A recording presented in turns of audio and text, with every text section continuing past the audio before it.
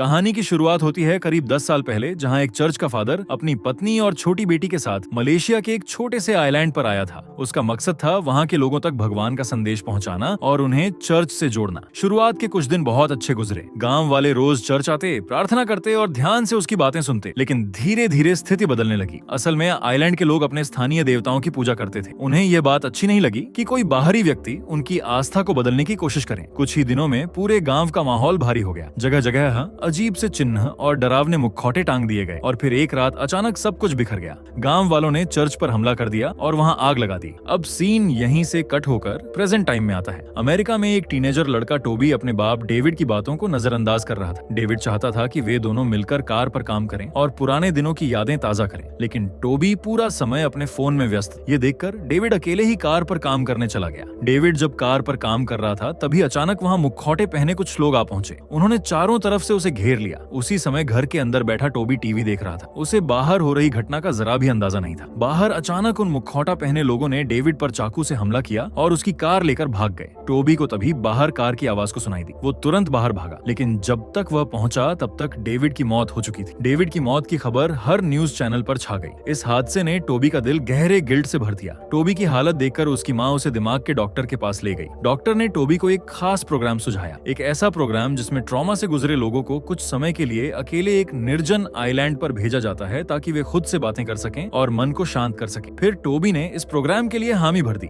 1 महीने बाद टोबी नाव में बैठकर आइलैंड की ओर जा रहा था। पूरे दिन की लंबी यात्रा के बाद ग्रुप के लीडर के ने सभी को समझाया, हर सदस्य को अलग अलग आइलैंड पर उतारा जाएगा। 3 दिन और 3 रातें तुम्हें वहीं रहना होगा। तुम्हें जो सामान दिया जा रहा है उसी से काम चलाना होगा। एक स्लीपिंग बैग, एक टेंट, एक टॉर्च, थोड़ा खाना और एक फ्लेयर। याद रखना, फ्लेयर का इस्तेमाल सिर्फ इमरजेंसी के टाइम करना है। अगली सुबह के ने टोबी को एक छोटे से आइलैंड पर उतारा। जाते जाते उसने टोबी से कहा, 3 दिन बाद सूरज निकलते ही तुम बीच पर तैयार रहना, हम तुम्हें लेने आएंगे। इसके बाद के वहां से चली गई। नाव धीरे धीरे दूर चली गई और टोबी वहीं अकेला रह गया। अकेलेपन में अचानक उसके जहन में वह भयानक लम्हा लौट आया जब पुलिस उसके बाप की लाश लेकर गए थे। उसका गला भर आया, लेकिन उसने खुद को संभाला। उसने गहरी सांस ली और तय किया कि उदास बैठने से कुछ नहीं होगा। अब उसे काम शुरू करना होगा। सबसे पहले उसने टेंट लगाया, फिर वो लकड़ियां इकट्ठा करने जंगल की तरफ गया। रास्ते में उसने जमीन पर कुछ नारियल देखे, लेकिन जैसे ही उसने झाड़ियों को हटाया उसकी नजर एक मरे हुए छोटे जानवर पर पड़ी। ये देखकर उसे उस रात की याद आ गई जब उसने अपने पिता का लाश देखा था। डर के मारे वह तुरंत वापस टेंट की तरफ लौट गया। वहां पहुंचकर उसने देखा कि एक बंदर उसका खाना खा चुका था। इसके बाद उसने आग जलाने की कोशिश की, लेकिन वह नाकाम रहा। फिर टोबी ने सोचा कि शायद समुद्र में कुछ मछली मिल जाए। वो पानी में उतरा, लेकिन गलती से सीपियों पर पैर रख दिया, जिससे उसका पैर घायल हो गया। हालांकि उसे कुछ खाने के लिए मछलियां मिल गई। टोबी के पैर से बहता खून समुद्र की गहराई में जाकर एक रहस्यमय मास्क तक पहुंचा। बाद में उसने अपनी चाकू से उस सीप को खोला और देखा कि उसके अंदर एक बड़ा मैग्नीफाइंग ग्लास है। इसी का इस्तेमाल करके वह आखिर में आग जला पाने में सफल हुआ। रात होते ही उसने मछलियां खा ली। फिर टॉर्च लेकर जंगल में नारियल पानी लेने गया, लेकिन जैसे ही वह नारियल ढूंढने लगा उसे महसूस हुआ कि कोई उसके पीछे दौड़ रहा है। डर के मारे उसने टॉर्च घुमाया और देखा कि एक डरावना चेहरा पेड़ के पीछे छिपा हुआ था और अगले ही पल वो वहां से भाग गया। डर से भरा टोबी दौड़ते हुए अपने कैंप लौट आया और सुरक्षा के लिए फ्लेयर जला दिया। उसी समय उसके दिमाग में पिता की मौत की दर्दनाक यादें एक साथ लौट आई और वह बेहोश हो गया। रात के दौरान समुद्र का तेज बहाव उसके ज्यादातर सामान को बहा ले गया। अगली सुबह जब टोबी को होश आया तो उसने देखा कि उसके पास पहले से कटे हुए नारियल रखे थे। खुद को संभालते हुए उसने देखा कि पानी में एक लड़की खड़ी थी। जैसे ही वह वहां से जाने लगी, टोबी उसका पीछा करने लगा। तभी लड़की अचानक मुड़ी और चाकू उठाए टोबी की ओर बढ़ी, लेकिन वह टोबी पर हमला नहीं कर रही थी। वह केवल किसी फंसे हुए जानवर की आवाज का पीछा कर रही थी। फिर उसने अपना नाम बताया, मेलनी। वो टोबी को चेतावनी देती हुई बोली कि इस आइलैंड पर रहना बहुत खतरनाक है। इसके बाद टोबी उसके पीछे चला गया और वे एक डैम तक पहुंचे। मेलनी ने आग जलाई और अपना पकाया हुआ खाना टोबी के साथ बांटा। खाने के बाद मेलनी ने बोला कि वह अब घर जा रही है और टोबी उसके पीछे नहीं आ सकता। टोबी ने फिर भी पीछा करने की कोशिश की, लेकिन मेलनी ने फिर से चाकू उठाया, सिर्फ एक सांप को मारने के लिए जो टोबी को काटने वाला था। फिर उसने टोबी को सलाह दी कि वह आग के पास रहे, इससे जानवर दूर रहते हैं। टोबी ने उसकी बात मान ली और डैम पर बने शेल्टर में जाकर सो गया। रात में टोबी अपने पिता के एक कातिल को देख डर गया, लेकिन जल्दी ही समझ गया कि यह सिर्फ सपना था। जागते ही उसने देखा कि आग बुझ चुकी थी। उसने नई आग जलाने की कोशिश शुरू की। तभी अंधेरे में से अजीब आवाजें आने लगी। टोबी ने सोचा कि शायद मेलनी आई होगी, इसलिए वह जंगल जंगल की तरफ चला गया। वहाँ उसने एक धागा देखा। जैसे ही उसने उसे खींचा, कुछ अजीब सजावट हिली। तभी पीछे से एक डरावना शख्स प्रकट हुआ, लेकिन जैसे ही टोबी मुड़ा, वह अचानक गायब हो गया। अगली सुबह टोबी शेल्टर में जागा और देखा कि मेलनी नाश्ता तैयार कर रही थी। उसने टोबी के पैर की चोट देखी और उसे एक खास जड़ी बूटी ढूंढने के लिए ले गई जो घाव ठीक करती थी। मेलनी ने टोबी को बताया कि वह बचपन से इस आइलैंड पर रहती है और यहाँ केवल उसकी माँ और वहीं बचे हैं। जड़ी बूटी मिलते ही मेलनी ने उसे टोबी के घाव पर लगाया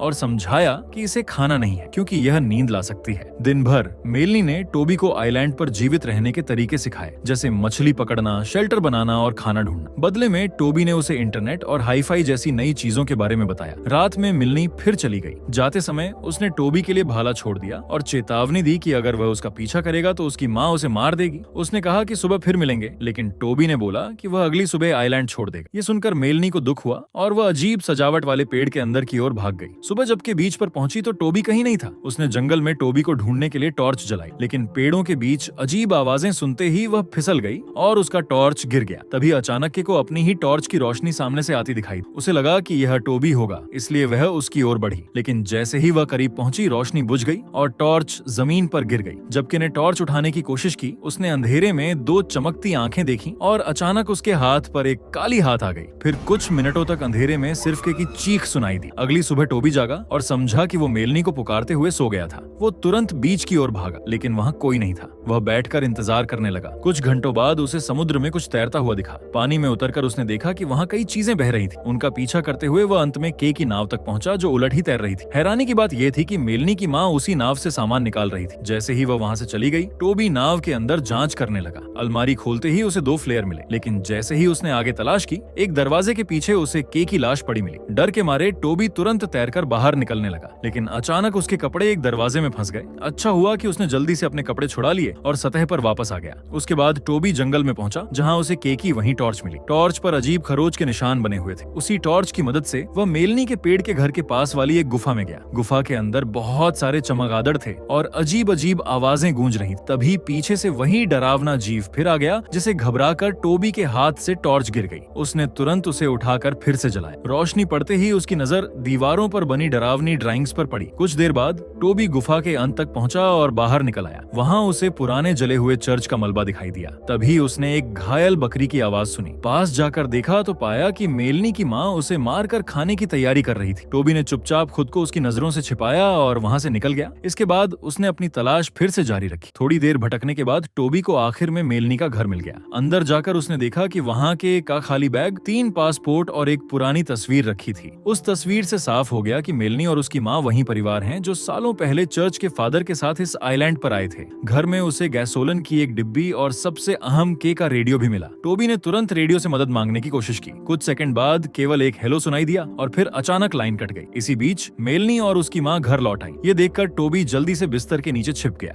उसने देखा कि मेलनी की माँ उसी शांत करने वाली जड़ी बूटी से एक मिश्रण बना रही थी और गुस्से में अपनी बेटी पर चिल्ला रही थी कि वह बाहर की दुनिया देखने के लिए अभी तैयार नहीं है। टोबी धीरे धीरे और पीछे खिसका तो उसकी नजर बिस्तर के नीचे रखे एक अजीब मास्क पर पड़ी। अगले ही पल उसे एहसास हुआ कि यह वही मास्क है जिसे पहनकर उस रात आइलैंड पर किसी ने उस पर हमला किया था। जैसे ही मेलनी की माँ कमरे से चली गई, टोबी मेलनी के पास गया। मेलनी ने उसे चेताया कि यहाँ रहना खतरनाक है और कहा कि बाद में बीच पर मिलेंगे। बीच पर पहुंचकर टोबी ने देखा कि दूसरी तरफ की पहाड़ी पर कोई रोशनी जल रही थी। उसे देखकर उसने जवाब में बड़ी आग जलाई ताकि दूर से भी उसे देखा जा सके। रात में जब टोबी सोने की कोशिश कर रहा था तभी मेलनी आई। उसने सोचा कि टोबी अब जा चुका होगा। टोबी ने मेलनी को बताया कि के जो उसे लेने आनी थी अब मर चुकी है और बोलने लगा कि शायद मेलनी की माँ ने उसे मारा। फिर मेलनी ने टोबी के पैर पर सिर रखकर अपने बचपन की कुछ यादें साझा की। उसने बताया कि पहले वह परिवार के साथ खुश रहती थी और गांव के बच्चों के साथ खेलती थी, लेकिन एक दिन कुछ गलत हुआ। उसे अभी भी याद है कि वह एक कोने में रो रही थी, जबकि उसकी माँ जो खून से सनी थी उसे उसकी तरफ देखने से मना कर रही थी। इसके बाद मेलनी ने माना कि वह रात में अक्सर डरावनी चीजें देखती है और अब उसे यकीन हो गया कि शायद उसकी माँ ने सभी को मार दिया। ये सुनकर टोबी ने उसे पूछा कि क्या वो उसके साथ भागना चाहती है। मेलनी तुरंत मान गई, लेकिन बोली कि वह सिर्फ अगले दिन उसके साथ जाएगी। अगली सुबह टोबी ने दूर से हवाई जहाज की आवाजें सुनी। वह उसकी तरफ भागा, लेकिन तब तक हवाई जहाज जा चुका था। दौड़ते हुए उसने एक पुराना लाइट हाउस देखा और उसके अंदर जाकर जांच करने लगा। उसने लाइट हाउस की लाइट चालू करने की कोशिश की, लेकिन वो अब काम नहीं कर रही थी। फिर टोबी ने लाइट की अंदरूनी मशीन देखी और याद किया कि उसके पिता ने उसे कार की देखभाल के बारे में क्या सिखाया था। तभी उसे समझ आया कि लाइट को जलाने के लिए गैसोलन की जरूरत है। इसके बाद जब टोबी बीच की ओर लौट रहा था, अचानक वह किसी से टकरा गया। ये ये कैमरन था जो उसी प्रोग्राम का हिस्सा था। उसे भी कोई लेने नहीं आया था, लेकिन उसने एक छोटी नाव पाली थी। वो उस नाव में बैठकर बाकी लोगों को ढूंढने आया था। टोबी ने उसे खाना दिया और अपनी कहानी सुनाई। वो एक नई भाला बना रहा था और जब कैमरन ने बोला कि 2 पागल हथियारों पर भरोसा करना मूर्खता है, तो टोबी ने उसे धमकाने के लिए भाला दिखाया। बाद में माफी मांगते हुए उसने बताया कि वह मेलनी को अकेला नहीं छोड़ सकता, क्योंकि वह भी इस सब की शिकार है। फिर टोबी मेलनी को ढूंढने उसके घर गया, लेकिन वहाँ उसकी माँ ने उसे पकड़ लिया। उसने टोबी का भाला छीन लिया और उसे डरा कर भगाने की कोशिश की। डर के मारे टोबी भी भागने लगा और उसकी माँ उसके पीछे दौड़ी, लेकिन गलती से वो मेलनी के बनाए जाल में फंस गई और सीधे एक पेड़ और भाले के बीच अटक गई। मेलनी की माँ को लगा कि अब वह मरने वाली है, इसलिए उसने टोबी को एक सच बताया। उसने बोला कि जो भी इस आइलैंड पर हुआ वह उसने नहीं किया, बल्कि उसकी बेटी यानी मेलनी ने किया था। सालों पहले आइलैंड के लोग चर्च के फादर को चेताते रहे कि यहाँ कोई बुरी शक्ति है, लेकिन फादर ने उनका विश्वास नहीं किया। जब फादर और उसकी पत्नी लोगों से बहस कर रहे थे, तब मेलनी उस वेदिका के पास चली गई जहाँ लोग जानवरों की बलि देते थे। यही मौका देखकर राक्षस ने बच्चे को अपने रिचुअल में इस्तेमाल किया, जैसा कि टोबी ने गुफा में चित्रों में देखा था। मेलनी ने उसी समय सभी को मार दिया और चर्च चला दिया, लेकिन अपनी माँ को छोड़ दिया। अब मरने से पहले मेलनी की माँ ने टोबी को एक खास जड़ी बूटी वाला बैग दिया और बोला कि इसे मेलनी को शांत किया जा सकता है। उसने यह भी चेतावनी दी कि जब मेलनी अपने दैवीय रूप में होती है तो उसे रोशनी पसंद नहीं आती। आखिर में उसने टोबी से बोला, चाहे कुछ भी हो जाए, मेलनी को इस आइलैंड से बाहर मत जाने देना। इस बीच कैमरन कैंप पर टोबी का इंतजार कर रहा था।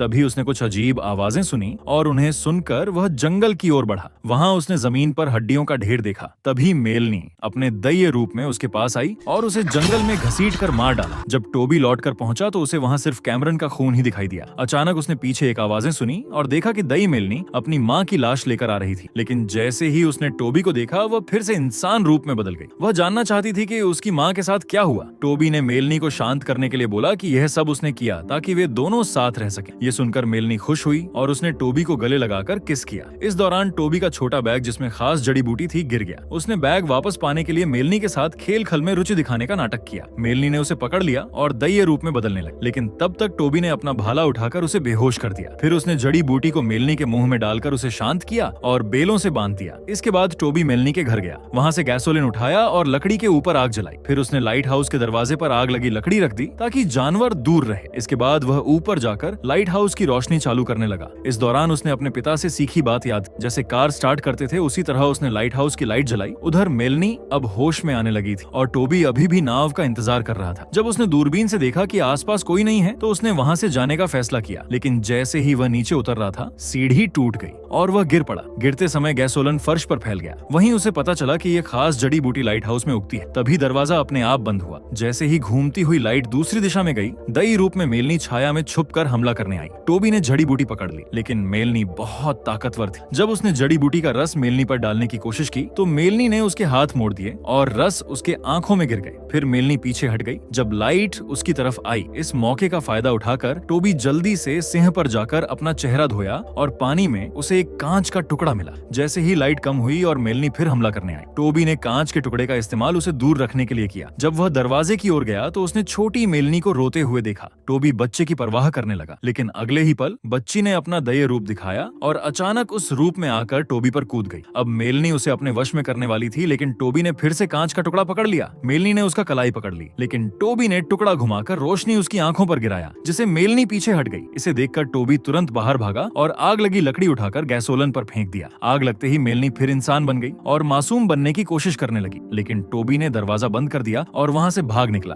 बीच पहुंचकर टोबी ने देखा कि नाव लाइट हाउस की ओर जा रही थी। वह पानी में उतर गया और नाव का पीछा करने लगा। तैरते हुए जैसे ही वह नाव के करीब पहुंचने की कोशिश कर रहा था, तभी मेलनी उसके पीछे खड़ी हो गई। कुछ घंटे बाद बचाव करने वाले लोग किसी व्यक्ति को नाव में बिठाकर आइलैंड छोड़ रहे थे, लेकिन वह व्यक्ति टोबी नहीं था बल्कि मेलनी थी, जो अभी भी अपने दैवीय रूप के प्रभाव में थी। और इसी के साथ ये मूवी यहीं खत्म होती है।